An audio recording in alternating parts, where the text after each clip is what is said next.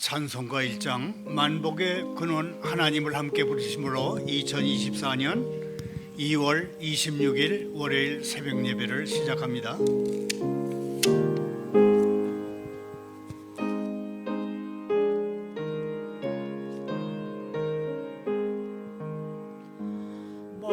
만복의 근원 하나님 온 백성 찬송 드리고 저 천사여 찬송하세 찬송 성부 성자 성령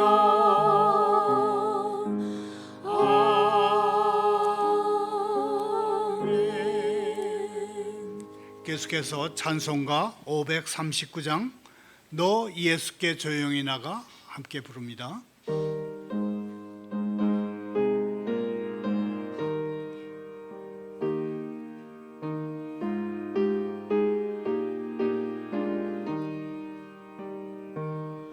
너 예수께 조용히 나가 내 모든 짐 내려놓고 주 십자가 사랑을 믿어 죄사함을 너 받으라 저 예수께 조용히 나가 내 마음을 쏟아놓으라 너런 미리 보시는 주님 그 은혜를 베푸시니 주 예수님 은혜를 입어 내 슬픔이 없어지니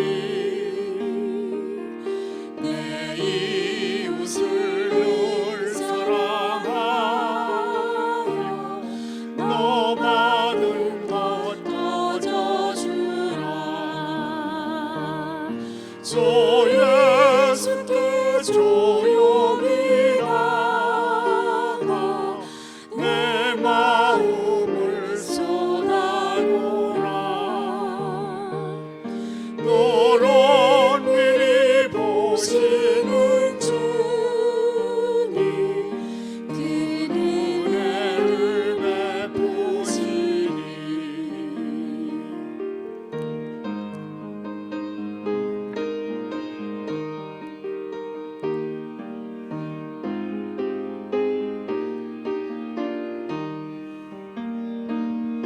주 예수를 친구로 삼아 널 내 옆에 모시어라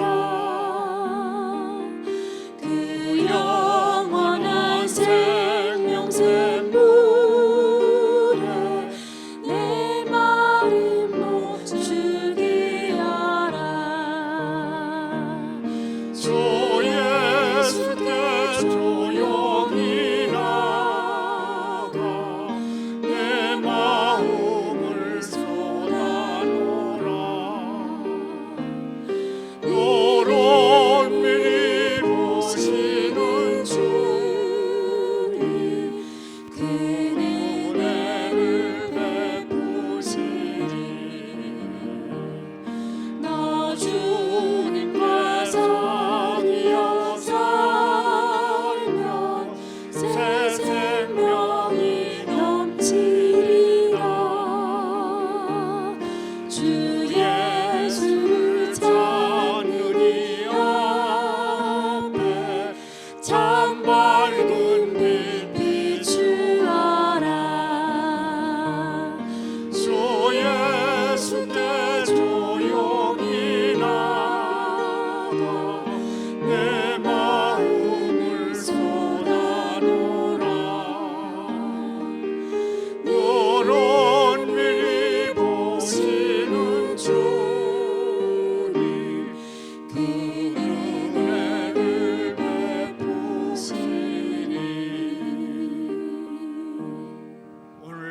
마지막에 하나님의 말씀은 요엘 2장 1절부터 17절까지입니다. 교독합니다.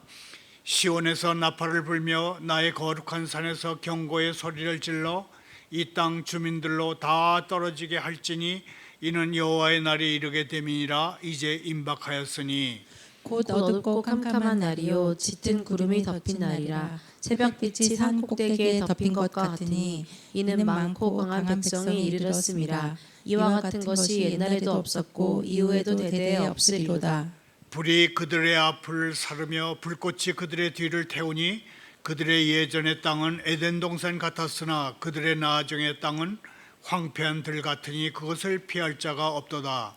그의 모양은 말 같고 그 달리는 것은 기병 같으며 그들이 산꼭대기에서 뛰는 소리는 병거 소리와도 같고 불꽃이 건물을 사르는 소리와도 같으며 강한 군사가 줄을 버리고 싸우는 것 같으니 그 앞에서 백성들이 질리고 무리의 낯빛이 하얘졌도다.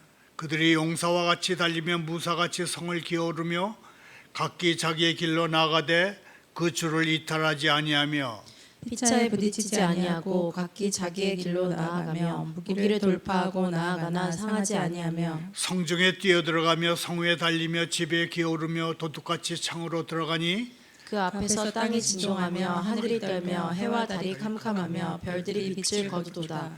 여호와께서 그의 군대 앞에서 소리를 지르시고 그의 진영은 심히 크고 그의 명령을 행하는 자는 강하니 여호와의 날이 크고 심히 두렵도다. 당할 자가 누구이랴. 여호와의 말씀에 너희는 이제라도 금식하고 울며 애통하고 마음을 다하여 내게로 돌아오라 하셨나니 너희는 옷을 찢지 말고 마음을 찢고 너희 하나님 여호와께로 돌아올지어다. 그는 은혜로우시며 자비로우시며 노하기를 더시하시며 이내가 크시사 뜻을 돌이켜 재앙을 내리지 아니하시나니 주께서 혹시 마음과 뜻을 돌이키시고 그 뒤에 복을 내리사 너희 하나님 여호와께 소제와 전제를 드리게 하지 아니하실는지 누가 알겠느냐. 너희는 시온에서 나팔을 불어 거룩한 금식일을 정하고 성회를 소집하라. 백성을 모아 그 모임을 거룩하게 하고 장로들을 모으며 어린이와 젖 먹는 자를 모으며 신랑을 그 방에서 나오게 하며 신부도 그 방에서 나오게 하고 여호와를 섬기는 제사장들은 낭실과 제단 사이에서 울며 이르기를 여호와여 주의 백성을 불쌍히 여기소서. 주의 기업을 욕되게 하여 나라들로 그들을 관할하지 못하게 하옵소서. 어찌하여 이방인으로 그들의 하나님이 어디 있느냐 말하게 하겠나이까 할지어다. 아멘. 주님, 제가 저지르는 실수들에서 깨닫고 그런 실수들을 생각 없이 되풀이하지 않게 해 주옵소서. 지난날 불순종하며 배웠던 교훈들을 제 양심 속에 새롭게 하셔서 제가 좀 더 순종하며 살게 하옵소서. 예수님의 이름으로 기도하옵니다. 아멘. 오늘의 설교 부제목은 종교 행위로 진정한 회개를 대체하려는가입니다. 이 부제에는 기도, 금식, 예배 같은 종교 행위로는 인간의 본질적인 그리고 내적인 개혁과 변화를 이룰 수 없다, 그런 뜻이 들어 있습니다. 적당한 회개는 결코 하나님을 만족시키지 못합니다. 적당한 회개는 결코 하나님을 만족시키지 못한다는 것이 우리가 이해하는 회개, 리펜턴스, 회개의 개념입니다.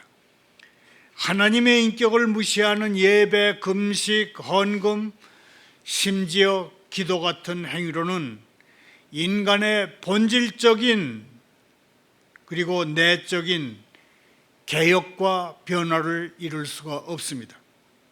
설교 중에는 망명노인 이승만 박사를 변호함이라는 책을 소개하고자 합니다. 61년 전 김인서 목사라는 분이 자비로 출판한 책인데 최근에 비봉 출판사에서 다시 펴냈습니다. 망명객이 된 이승만 박사를 변호하면서 글 쓰는 이는 이렇게 마무리합니다. 이 사람을 보라. 그 머리엔 민주 반역의 원흉이라는 가시면류관이 씌었고 그 몸엔 폭군이라는 홍포가 입혔으며 그 등엔 시위대의 악한이란 패가 붙었다. 이 사람이 이 나라의 건국 대통령이다. 먼저 요엘서는 어떤 성경책인지부터 아주 간략하게 살펴봅니다. 요엘서는 베드로 사도가 로마서를 기록하면서 누구든지 나 여호와의 이름을 부르는 사람은 구원을 받을 것이다 하는 2장 32절 말씀을 따라 쓰면서 그리스도인들 사이에서 아주 유명해진 책입니다. 대부분의 사람들이 아는 요엘서의 중심 주제는 여호와의 날입니다. The Day of the Lord입니다. 요엘서는 책의 규모에 비해서 여러 면에서 중요한 선지서로 인정받습니다. 책의 메시지가 때와 장소를 가리지 않고 언제 어디서든지 주님의 백성들에게 암시하는 바가 많기 때문입니다. 특히 너희는 옷을 찢지 말고 마음을 찢고 너희 하나님 여호와께로 돌아오라는 말씀은 매너리즘에 빠진 틀에 박힌 때도 때문에 신선미와 독창성을 잃은 주님의 백성들에게 참으로 신선한 도전이 되는 말씀입니다. 강조하거니와 요엘서의 중심 주제는 여호와의 날입니다. 구약 성경에 따르면 여호와의 날은 두 얼굴을 가지고 있는 날입니다. 첫째, 여호와의 날은 주님을 사랑하고 주님의 뜻대로 살려고 노력한 백성들에게는 위로와 소망의 날입니다. 둘째, 여호와의 날은 주님의 뜻을 거스르거나 주님의 백성에게 못살게 군 사람들에게는 심판과 공포의 날입니다. 여호와라는 하나님의 호칭 안에 위로와 소망의 뜻이 들어있는가 하면 심판과 공포라는 의미도 들어있는 것입니다. 선지자는 시온에서 나팔을 불라는 명령을 내림으로 오늘의 성경 본문을 시작합니다. 이스라엘에서 나팔을 부는 것은 임박한 적의 공격을 알리는 수단이었습니다. 오늘날에 비유하자면 공습 경보를 발령하는 것입니다. 선지자는 다가오는 여호와의 날의 두려움을 어둠, 캄캄함, 구름, 먹구름 네 가지로 표현합니다. 구름과 어둠은 여호와의 날을 묘사할 때 흔히 쓰는 단어들입니다. 구름과 어둠이 여호와의 날과 연결되는 것은 이것들이 두려움과 힘을 상징하기 때문입니다. 오늘날에도 성경은 우리에게 가까이 다가온 여호와의 날에 대해서 경고합니다. 우리는 여호와의 날이 임박했다는 경고를 귀담아 듣고 그에 적합한 삶을 살고 있습니까? 아니면 경고를 하도 많이 들어서 전혀 두려워하거나 삼가고 조심하는 마음이 없습니까? 우리는 요엘 선지자가 그 당시에 자신들은 여호와의 백성이며 여호와를 그 누구보다 사랑한다고 자부한 사람들에게 이 말씀으로 경고했음을 기억할 필요가 있습니다. 하나님이 세상을 심판하시기 위해서 보낸 군대의 파괴력은 그야말로 상상력을 초월합니다. 그들이 불처럼 초목을 삼키고 지나가면 그들이 지나간 자리에서는 불꽃이 활활 타오릅니다. 그들이 오기 전에는 이 땅이 에덴 동산 같았으나 그 불길이 그들이 지나가고 나면 황량한 사막이 되어서 아무것도 없이 잿더미가 되어버립니다. 그 앞에서는 살아남은 것이 하나도 없습니다. 불은 가끔은 지저분하고 더러운 것을 태운다는 의미에서 긍정적인 의미를 지닐 때도 있지만, 요엘 선지자는 여기서 불길의 파괴력만을 강조합니다. 주님의 백성들이 살고 있는 그곳은 결코 완벽한 땅이 아니었습니다. 거기는 인간의 죄 때문에 많은 문제를 안고 있는 땅이었습니다. 그래서 불같은 하나님의 군대가 휩쓸고 지나가면 살아남는 것이라고는 하나도 없고, 모래바람 소리만 을씨년스러운 텅 빈 사막이 되어버립니다. 주님의 백성들이 살던 예전의 땅은 하나님의 군대가 휩쓸고 간 땅에 비하면 마치 에덴 동산과 같았다, 그렇게 말할 수 있는 땅이었습니다. 하나님의 군대가 들이닥치면 불길의 깡그리 검게 그을림이 이 땅에 임할 것입니다. 모든 사람이 하나님 군대의 영향력 아래에 있을 것이기 때문에 그 누구도 이런 파괴를 피할 수 없습니다. 결국 이런 두려움과 무너뜨림에서 그 백성을 구하실 분은 오직 이 군대를 보내신 여호와뿐인 것입니다. 그러므로 누구든지 여호와의 이름을 부르는 사람은 구원을 얻을 것입니다. 선지자는 이어서 여호와의 군대가 용사같이 달리며 무사같이 성을 기어오르며 각기 자기의 길로 나아가되 그 주를 이탈하지 아니한다는 말로 그들의 끝없는 내달림을 노래합니다. 여호와의 군대는 세상 사람들이 상상할 수 있는 최고 수준의 규율과 전투력을 자랑합니다. 군인들이 전투를 하다 보면 갈팡지팡할 수도 있지만 하나님 여호와의 군대는 다릅니다. 이 군대는 서로의 나갈 길을 가로막는 일조차 없습니다. 최정의 군대다운 전투력과 투지를 지니고 있습니다. 게다가 이 군대는 성으로 뛰어들고 성벽 위로 달리며 집 안으로 기어오르고 도둑같이 창으로 들어가서 매우 빠르게 작전할 수 있는 능력을 지니고 있습니다. 도둑처럼 창문을 넘어 남의 집으로 들어간다는 것은 집주인을 말이나 행동으로 더럽혀 욕되게 하는 모독을 뜻합니다. 도둑이 집주인의 재산이나 인권을 무시하고 물건을 훔치듯이 이 군대도 희생자의 인권이나 재산권을 완전히 무시할 것입니다. 이 군대 앞에서 땅이 진동하며 하늘이 떨고 해와 달이 어두워지며 별들이 빛을 잃습니다. 해달 별은 빛이 생겨나는 곳으로 사람들이 알고 있었습니다. 해달 별이 빛을 잃는다는 표현은 범우주적인 하나님의 심판을 묘사할 때 자주 사용되는 단어들입니다. 해달 별이 빛을 잃었다는 것은 세상의 종말이 이르렀음을 뜻합니다.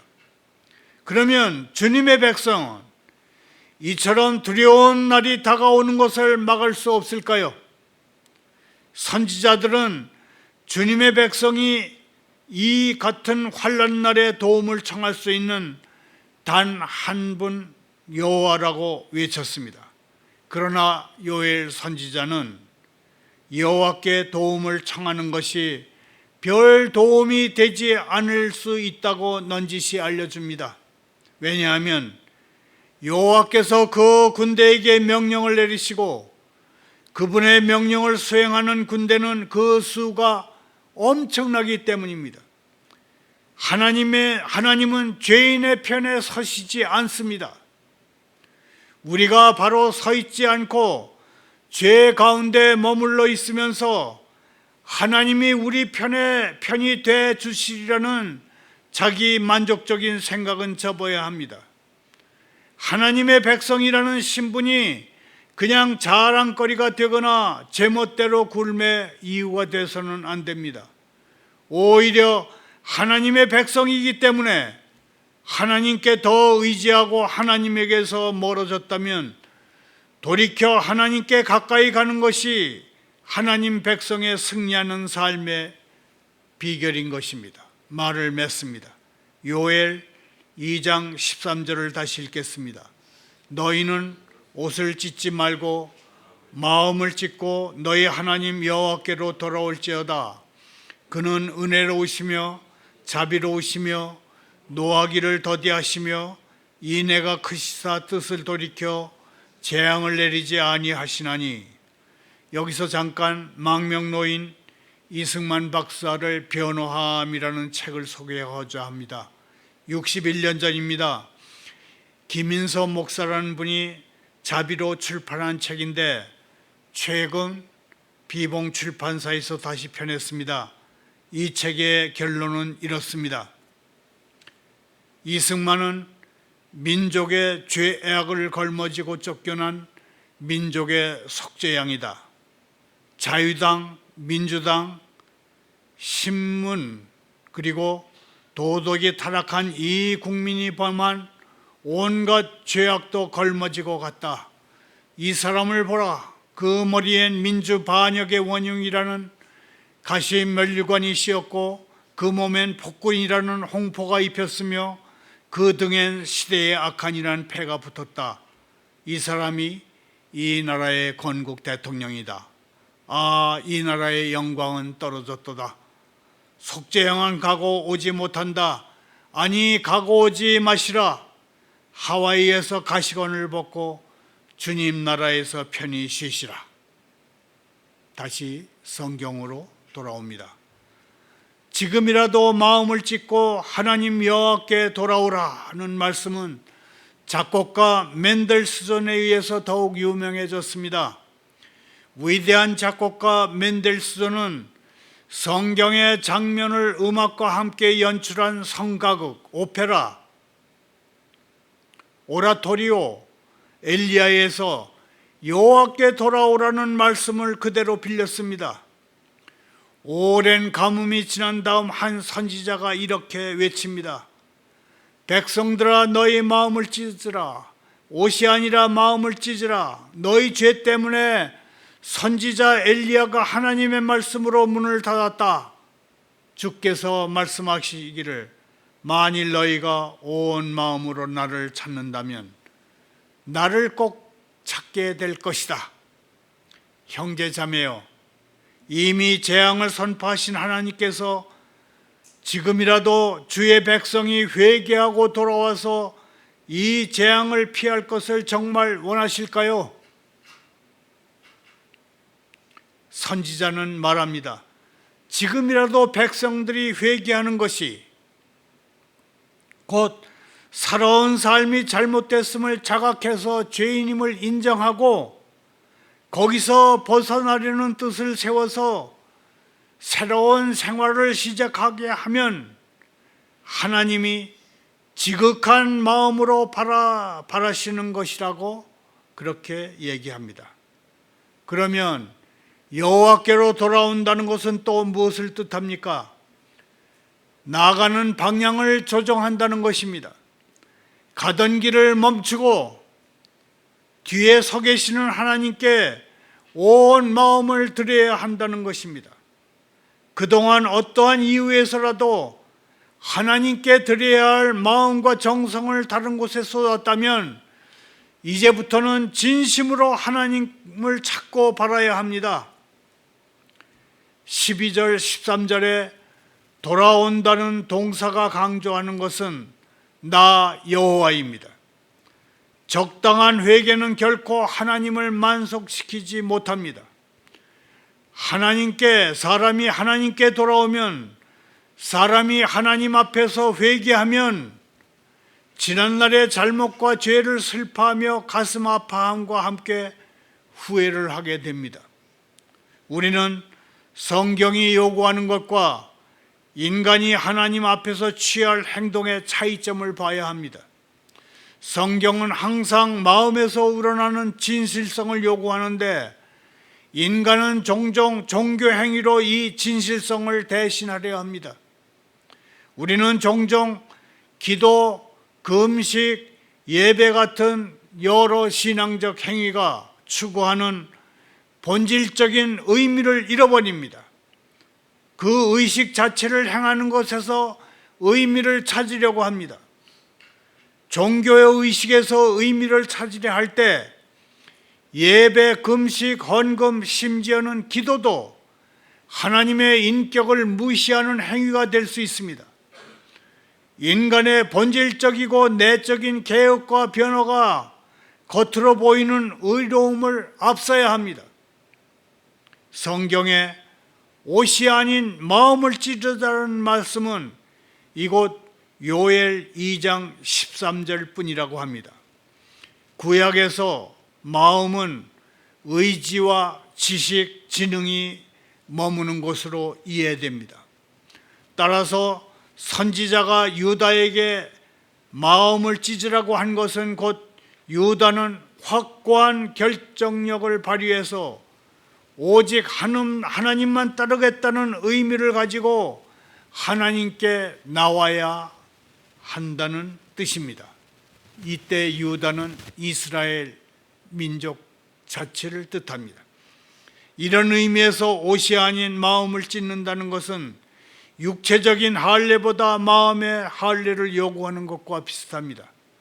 선지자는 다가오는 재앙을 피하기 위해서 너희는 시온에서 나팔을 불어 거룩한 금식일을 정하고 성회를 소집하라고 명령합니다. 국가적인 재앙은 온 백성이 힘을 합해 해결해야 하는 민족적 사업입니다. 어떤 경우에라도 예외가 있을 수 없습니다. 하나님 앞에 한 사람이 곧 온 공동체이고 온 공동체가 하나님 앞에서는 한 사람인 것입니다.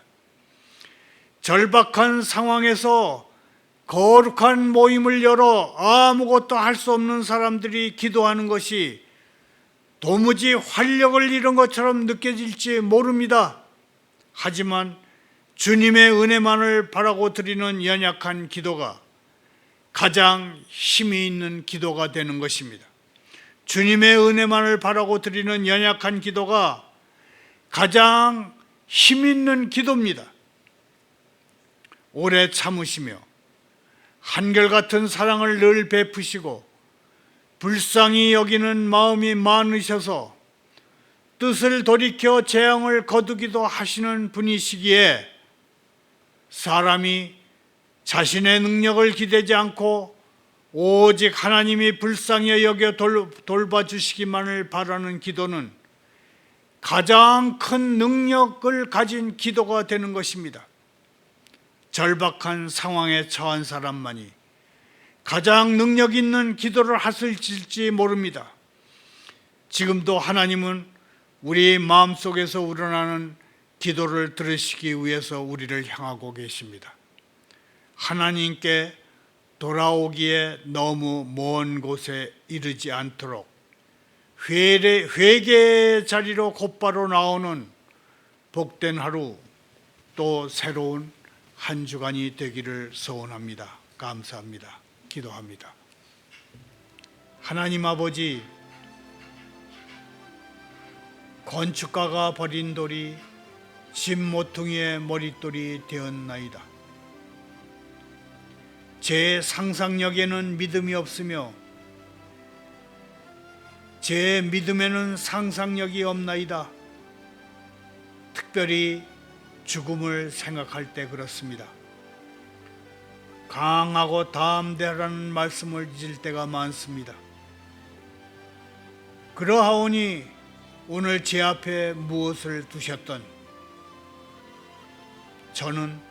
저희는 준비되어 있게 하옵소서. 더 많은 시간을 달라고 하지 않게 하옵소서. 저희가 성급하게 거부했던 모든 것을 예수 그리스도 안에서 주님의 인내와 용서로 회복시켜 주옵소서. 예수님의 이름으로 기도하옵니다.